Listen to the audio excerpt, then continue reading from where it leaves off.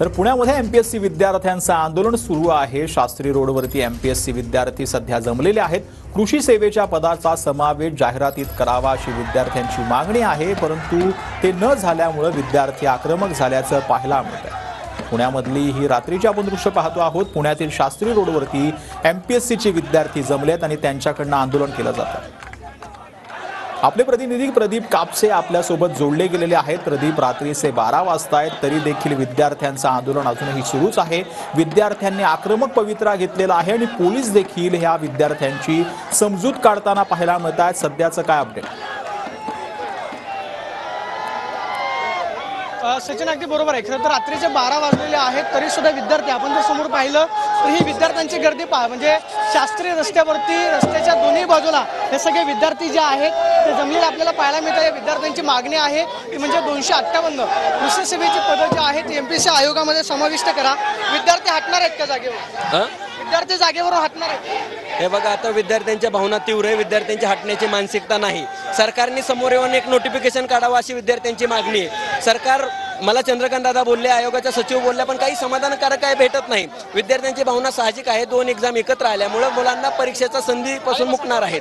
258 कृषीच्या जागांचा जो इश्यू आहे तो किचकट झालेला आहे। सरकारच्या चुकीच्या धोरणामुळे तो किचकट झालेला आहे। आता काय भूमिका आहे? हे सगळे विद्यार्थी, कायदा सुव्यवस्थेचा प्रश्न या ठिकाणी निर्माण झालाय।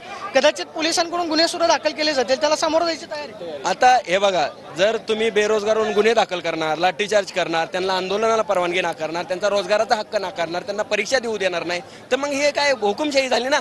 त्यांच्या भावना आहेत, ते परवानगी मागत होते, आपण परवानगी देत नाही। पोलीस प्रशासन वारंवार मुख्यमंत्री उपमुख्यमंत्र्यांशी बोलणं झालंय का? कुणाचा फोन? मला फोन येतं आंदोलनात चंद्रकांत दादा पाटलांशी माझं बोलणं झालं, एमपीएससीच्या सचिवांशी माझं झालं। आता देवेंद्र फडणवीस साहेब कॉल करत आहेत असं समजतंय। अजून आपण पाहतोय की विद्यार्थी सांगतात की देवेंद्र फडणवीस संपर्क करण्याचा प्रयत्न करतात, मात्र दुसऱ्या बाजूला जर आपण पाहिलं तर विद्यार्थ्यांची गर्दी मोठ्या प्रमाणावरती जी आहे ती शास्त्रीय रस्त्यावरती झालेली आहे।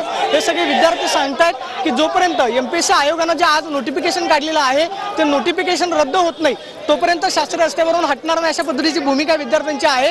दुसऱ्या बाजूला आपण पाहिलं तर शास्त्रीय रस्त्यावरती विद्यार्थी जमणार नाहीत, त्यामुळे विद्यार्थ्यांच्या आपण पाहतोय की या ठिकाणी आंदोलनाला पोलिसांनी बॅरिकेडिंग केलेलं आहे।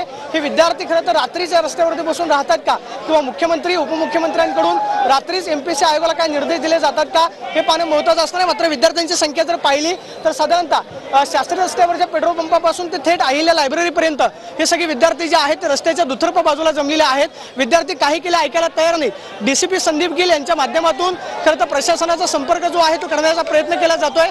मात्र आज एमपीएससी आयोगानं जे नोटिफिकेशन काढलेलं आहे त्याच्यामध्ये स्पष्टपणे म्हटलेलं आहे की राज्य सरकारकडून कोणतंही मागणी पत्र जे आहे ते आयोगाला पोहोचलेलं नाही, त्यामुळे पूर्वनियोजित जी परीक्षा 25 तारखेला होणार आहे ती 25 तारखेलाच होणार। मात्र विद्यार्थ्यांची मागणी आहे की परीक्षा पुढे ढकलावी।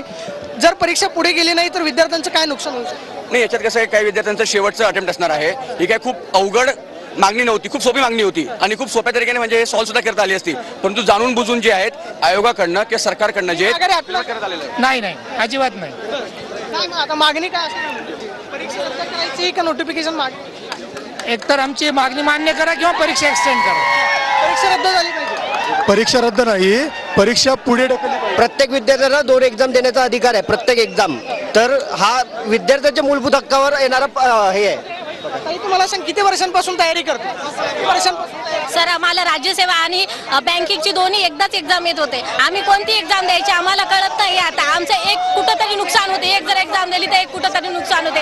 आणि ज्या कृषीच्या जागा आहेत ना ते जागा इथं ऍड पुढे ढकलली पाहिजे। हो, ढकलली पाहिजे। आम्हाला बँकिंग द्यावं की राज्यसेवा द्यावं आम्हाला कळणार नाही ना।